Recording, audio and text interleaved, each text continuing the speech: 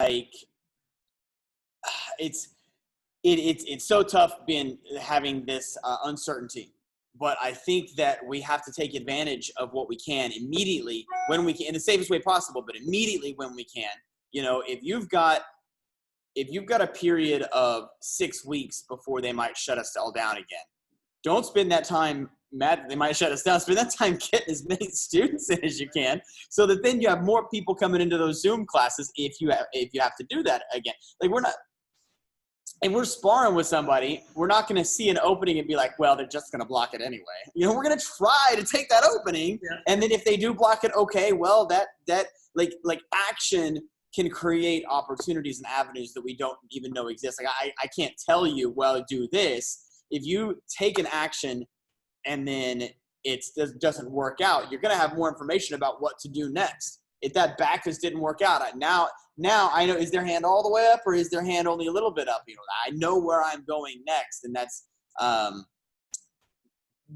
pivot. And I see people talking about, well, we're still pivoting. Well, like, a pivot is one thing, and then you're on a course of action, right? Mm-hmm. I think that's really important. Take action so that you can at least do something. I was talking to Charles today.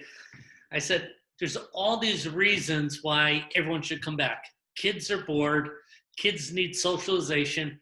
Kids aren't mentally active, and they're going to be going to school pretty soon, so they've got to do something mentally challenging during the summer, which martial arts does it. They need the exercises, all these benefits. And when you start posting on Facebook, you almost have to tell the truth in advance. You know, right. Now that kids are allowed to come back, our school is really, really busy because kids need socialization, kids need fitness, parents want their kids mentally sharp and confident for the summertime. So we're adding on more classes to take on all these new students. Yeah, so, right. So to kind of tell the future in advance, okay, this is what other parents are doing. They're signing the kids up for all these reasons. Don't say this could be a good idea. You know, everyone's rushing back because these things are so important. Well, and tell the truth in advance to try to make people feel better, or at least be straight with people about that there may be a risk, right? And I don't think you should say there may be a risk. I think you should say, look, our classes are full. Now we're taking these precautions, but look how full our classes are, because you don't want people to see an ad. And people always view the world in their own prism, right? So like, if you have somebody who is very concerned about the virus, as well they should be, and is not, and thinks that there should be this, and this precaution, then sees that you're open, they might make that assumption that you're doing this precaution, right? And you may only be doing 4 out of 5 or something. Like, I think that if you say ahead of time, and then when they ask, now, are you doing this? Don't wax and wane of, I don't know, maybe we might do that in the future. Tell them, no, we're not doing that, but here's what we are doing. You know, like, we had somebody ask, they took a parkour class. They were doing Zoom forever. They were doing in-person classes and doing Zoom forever. They came back to one parkour class, and the mom asked me, and we were masked, the instructors were masked. We make all of this parents who are coming to watch class wear masks. If you're coming past the lobby, you have to wear a mask, right? If you're coming to sign your kid out for summer camp, I'm okay with you not wearing a mask, at least for now. But that's what we're doing. And the mom asked, now, are you going to be taking kids' temperatures? And it's uncomfortable because it's in front of everybody. And I'm like, no, we're not able to do that right now. And I started to kind of explain. I don't think she wanted an explanation. I think she just wanted to know that, and then they went ahead and quit. And first of all, I want to make sure that she's comfortable. Like, I get it. I support your decision to quit, right? That's totally okay, because she doesn't want, like, you don't want them to feel like you were judging them on the way out, because then they're never going to come back. I get it, Mom. I totally understand how that's something that you would want, because honestly, I want it to. What I'm telling people is the reason that we're not doing that is because we can't consistently get it, and I am not a fan of inconsistency. If I tell you that we're taking kids' temperatures, and then I've got a kid that sneaks in when there's nobody at the front desk, or kids come in at 10 minutes before and 10 minutes after and 30 minutes after, and it's like, do I stop the whole class to take that kid's temperature? So, like, I know that people might disagree with me, but in this particular case, I haven't found a way to make it consistent, so I'm not doing it. So I need to make sure that she knows this is where I stand. I don't love it, but here's what we're doing. So that it's like out there, and then people can make that decision. They got to make that decision. Do they come or do they not? but also there's plenty of people who are comfortable with that and who will do that. So you got to just find those people and sign them up, you know? I was talking to Charles. He goes that he's not letting parents come in the studio. They're sitting outside. I go, how's the weather? It's really hot, especially Saturday mornings. It's hot out there. I said, I was at Dick's Sporting Goods, and they have those 10 by 10 canopy things. They're $69. And then I think they've got like those little, probably like $20 or something, those little spray things. You put like a little spray nozzle and a fan out there, you know? I said, and he says, man, my hardware store has like a big 48-inch fan that they let us do when we do outdoor events. I go, put out that out there. If anything, people go, what the heck's going on over there? They see all this. Right. It's just going to draw us attention to the school. Yeah, this is our parent safety area. Yeah, you know? it's kind of neat. Yeah, I think those are the things that will endear your people to you now and in the future when this is not an issue anymore. You know, you enroll a white belt now in crazy COVID time, and they're seeing all this effort that you put in. That's just like that's gonna be like a foundation, I think, for people moving out in the future. Well, and also it's really important that we're talking about pivoting. Like, what are you going to do for the school year? You have to understand that whatever your school year plan is, it might be thrown right out the window. Is there some day camp that you can offer? Like, okay, plan to get shut down again. Childcare hasn't been shut down in almost I don't know any state. You know of any state where childcare was shut down? No, not a necessity like that. Right. So you have probably a 2,000 square foot matted facility and you're good at teaching kids. Maybe now's the time that you need to say, we're going to run a karate day camp, you know, because any income is better than none. And I don't see, even if we have to do a shutdown again, I don't see, well, they're not going to do an EIDL times 2 for you. You know, I don't know that they're going to do another PPP. Like, we're going to be on, like, I've seen this happening, like this support for small businesses. I said this the other day, is really like, I see it like fading. You know, like I don't see that we're going to get a lot of support in a second shutdown. So we need to be prepared for that. TPS just released Tulsa Public School just released their calendar, and it's nuts. It's like every Wednesday is off school for deep cleaning. And it's like, if you're not cleaning every 2 hours, it doesn't matter anyway. I know. And parents are like, what? What, I'm supposed to have every Wednesday off? So what we're going to do is, this is a great opportunity for us to increase our prices for after school. I've been wanting to increase our prices for a long time. It's just hard because we're already 40%, 30% more than every other option. And I know that we need to increase just for our value, but this is a great way for us to say, look, Wednesdays are free day camps. But because of that, it's going to go from $379 to $419 or whatever. And parents are going to be like, okay, I get it, you know? So for me, that's a silver lining. But of course, I have to be prepared that they might say, oh, by the way, instead of school, we're actually not going to go to school at all. You know, we got to be prepared for that. Yeah, down here, I think you have a choice. You can either go to school, bell to bell. You could do online school, bell to bell, or you can do online training whenever you want. Online school whenever you want. So you get to do those 3 choices. I do not envy the position of school administrators right now, but some of these, like, I get it. You make a decision that you've gone through all these options, you come to a decision, and then nobody likes you, right? Nobody likes your decision, but it just is craziness with the schools. It's crazy. But you know, just like you said, parents are going to have to do something for their kids. Not everyone's got a nanny, or not everyone's has an option of working at home. So, and if you're watching this and you're like, I don't do childcare, I get it. I said that, and I think I dropped an F-bomb usually when I said that. I'm not a daycare. Well, I am now, and it's good money, and it makes kids have a place. Like, what do I really? And this is how I thought about it finally. Is like, do I teach martial arts because I like sidekicking, or I teach martial arts because I like to see growth in students and that interaction between the instructor and the student, and life skills and all the things that are non-physical, right? That's what I'm really here for. And we get to do that same thing in after school or summer camp. And then a lot of it's like a feeder program for our martial arts and parkour. Like, when we get summer camp kids that would never have been exposed to martial arts, and they're like, oh, I want to do karate class. You know, I want to swing nunchucks. So what can you do now? Can you build a base of members right now who are so grateful to Master Smith, Miss Sally, that you had some sort of day camp available that was unique, that wasn't sitting at the YMCA doing nothing. Right. And then when this is all over, they're gonna hopefully be martial arts students, or you continue to have a strong pillar. If everything is on afternoon classes and the state sweeps that out from under you, So in Oklahoma, are you licensed as a daycare or after school facility? No, it's state by, and that's another thing. It's state by state, right? So we are an accredited summer camp, which means, so the state requirements for summer camp are you have to be a licensed child care facility or an accredited camp if you run more than 8 weeks of camp. So 8 or more weeks, and you got to be something. So we're accredited because I wasn't dealing with their licensure. Our accreditation is actually harder, but we don't have people breathing down our necks about stuff. And they didn't know that.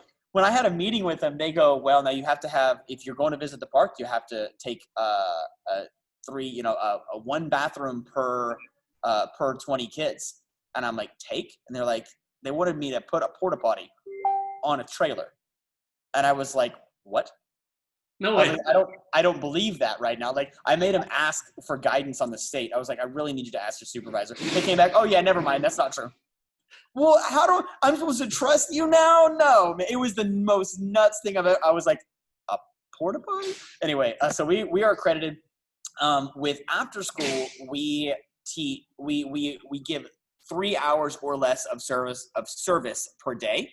I think it's like 15 hours per week. So we're only really doing anything from 3 to 6. So we used to release at 6:30. 6:30 was the last pickup. We dropped it to 6, and then we were exempt from licensure. So, take a look at your requirements, and also understand, and I'm not advocating anyone do anything wrong or illegal or anything, but also understand that you may have to just kind of jump in at feet first and not have everything perfect right now. You might have to say, okay, well, chat with me, get on Facebook, chat with me, and I'll tell you what the start times are and how to section out your day, and then maybe you just do that and then figure out the all of the specific requirements later on as you go. I think if you had to get a license, and you can get a license or whatever it's going to take, you should do it, because that's going to give you the advantage over every other school that doesn't think they're going to qualify, or they think it's too much work, and you're going to be in business and they're not. So that's the thing that I don't understand. It's the too much work thing. I had somebody reach out to me a while back about this accreditation. I told them what we were doing. I told them what all the requirements were, and they were like, "Oh, that's too much work." I'm like, "That's too much work for an extra $200,000 in the summer?" Yeah. I don't understand. Okay. Then honestly, you don't deserve that, right? So yeah, you're right. If you can license, get going. I remember when I was in Arizona, there was these daycare, before school, after care facilities, and there were huge buildings. And there was one street closer, and they had one brand on one side and one brand on the other, and they're always full of people. Yep. So I mean, they're making a ton of money. They're not making $200,000. They're making a ton of money. Right. So I figured, well, yeah, the extra work is probably worth it. So. Right. And you have to think that and here's how I always justify this to people. They're like, yeah, but there's already a child care. Yeah, there's already this. Yeah, there was already that. You have a martial arts school, right? Let's say you have 150 students. You're doing really well. A new martial arts school opens right across the street from you. Literally, you can see it from your front desk. Will they get any students? Of course. Absolutely. Absolutely. That therefore tells you that there's plenty of room in the market for you. And I say this because I had it happen to me. Like literally, I could see them from my front desk. And I was like, why would you do that? And of course they had students, so that really framed my opinion of, okay, it's not that there's no more students. It's that I'm not doing enough to get them in or whatever. But yeah, licensing, I'm not trying to push anybody to license. I'm just saying, if you're looking at income streams that will not be affected by another COVID shutdown, I'm not sure there is one other than being independently wealthy and having billionaire parents. Beyond that, I think childcare may be and what you're also what you're set up for. You know, you're already basically doing that. Yeah. And you have the facility, so it's Yeah. right there. So just I'll warn you, if anybody is jumping into this, I'll warn you, you need to set up your day in a minimum of 30-minute increments. Do not say we're going to teach a martial arts class at 9, we'll have a snack at 10, we'll do some Legos at 11. You will run yourself out. We got a couple of minutes. Give me a second and I'll show you what I'm talking about here. I think, oh yeah, all of our kids just got back from the park. Sandwich, a Pringle, one of these. Yep. Crackers. And crackers, yep. Hey. Here's all of our kids. Wow. Yeah. Oh, I'm going this way. Have a seat, guys. Have a seat, guys, Judy. So this is, I don't know if you can see that. Yep. This is literally broken down exactly where every team is going to be and exactly when. So at 11:15, they're coming in and washing hands. At 11:30, they're eating lunch or whatever. You know, they're on the gray mat, they're on the black mat, they're on the whatever. You don't have to have a huge facility. You can still do this just with 10 kids, you know, in your mat. If you say, well, look, I don't have a big space like you, William. I got 1,000 square feet and I could barely fit 10 kids. Okay, well, fit 10 kids. And then you just rotate with those 10 kids. Every 15 minutes, we're gonna bring out the Legos, then we're gonna bring out the marble run, then we're gonna bring out the puzzles, then we're gonna watch a movie. That and then we're gonna do a karate class. And don't do too many karate classes, by the way. There's only so many karate classes you can do. If you do a karate class every single day in the morning time, you may wear yourself and your kids out. My suggestion is always to put those kids in your regular classes, like. But you know what I'm saying? That's when you're teaching karate anyway. Because what are they going to get dressed? Are they going to be in their street clothes? Like, it's just a different situation, different setup. And it's easier to find help for after school and childcare as well. I think it's much easier to find summer camp counselors and after school helpers than it is to find somebody who's a competent martial arts instructor. You know, you got to grow those. So. This stuff. When you talk about overdoing martial arts, a friend of mine, Steve Butts, has 3 after-school centers down here in Florida, and he's got 1,000 members, 500 in his after-school program, 500 just regular members. But as an after-school, they do martial arts every other day, and then the other days he either does gymnastic or ninja tricks, something like that. That's his program. Yeah. But they alternate just so they don't burn off just some martial arts.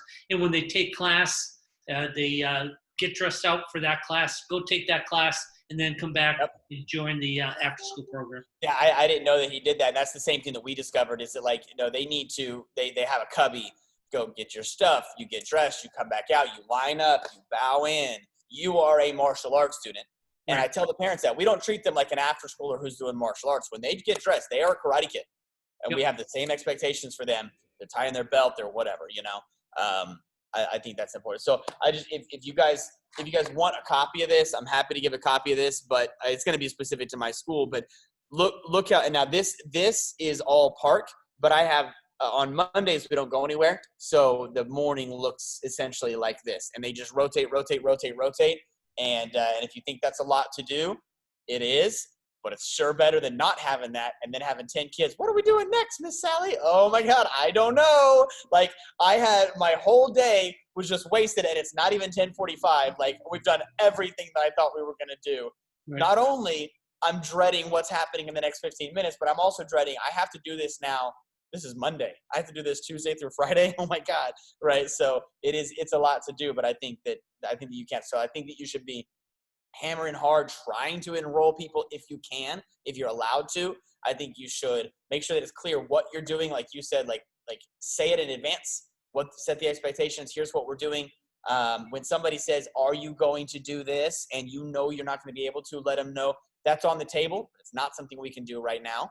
Be honest, and then look at trying to find a way to make sure that your state won't sweep your business out from under you when they inevitably have to reclose, because Sure seems like it's coming.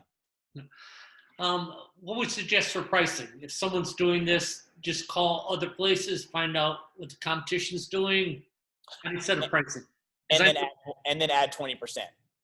Because I just noticed that Johnny Karate in New York, he just started his camp. I think he's doing $300 a week, which for his area, he says, I'm just competitive in my area. Right. Or in my area, that would be a little excessive. So Yeah, I think that it's you can't look at any one place you see on Facebook, the one owner you see on Facebook, and say that's what I'm going to model, because it's not like martial arts. Martial arts is like, I know that if I see a martial arts place that charges $79 a month, I know they're not valuing themselves. I know they may not be super professional, et cetera, et cetera. Like there's kind of this price continuity, but that's not the case. Like you said with camps, it is regional. It is city by city.